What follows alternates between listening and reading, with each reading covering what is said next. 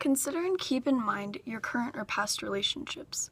If you've had or are currently in a relationship, you know that conflict is part of the experience. Conflict shows up in various relationships, but it is important to be aware of conflict starters in romantic relationships so that we know how to handle those conflicts.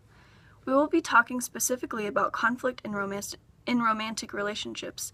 In particular, we will look at 3 causes of conflict, details about each one, and how to overcome the conflict. In an article by James Dobson, an American Christian and evangelical author and psychologist, he discusses the 3 points of conflict in marriage. He elaborates on 3 major conflict causes in marriage. The first point is, all miscommunication results from differing assumptions.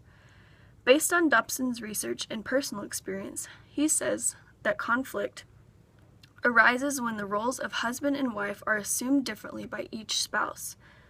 Things don't get done and the workload is unbalanced. This leaves one or both of the partners exhausted and frustrated with the other.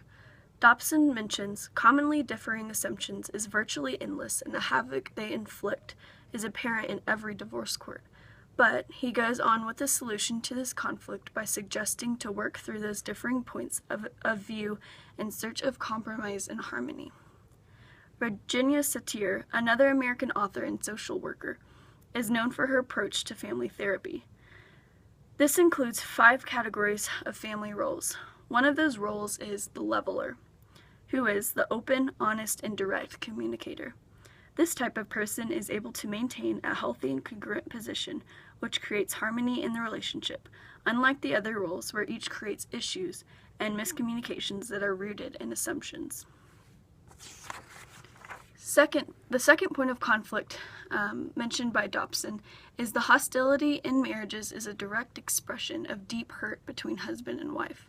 Not to say that every conflict arises from the intentions of hurting the other person, but that being wounded in spirit gives birth to anger and resentment, leading to destructive words between husband and wives.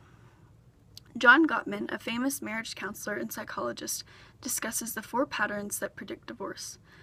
These are different reactions to conflict that are toxic to relationships. These 4 patterns are critical, contempt, defensiveness, and stonewalling. Each one of these lead to the negative outcomes that Dobson mentions as the hostility in marriage, which is a direct expression of the hurt. In a Psychology Today article by Diana Kirshner, she says that these miscommunications that stem from this deep hurt is counteracted by a positive to negative ratio of 5-to-1, which John Gottman also discusses, meaning it takes an average of 5 positives to overcome 1 negative in a relationship. Dobson's third and final point of a main causer of conflict is that overcommitment is the #1 marriage killer.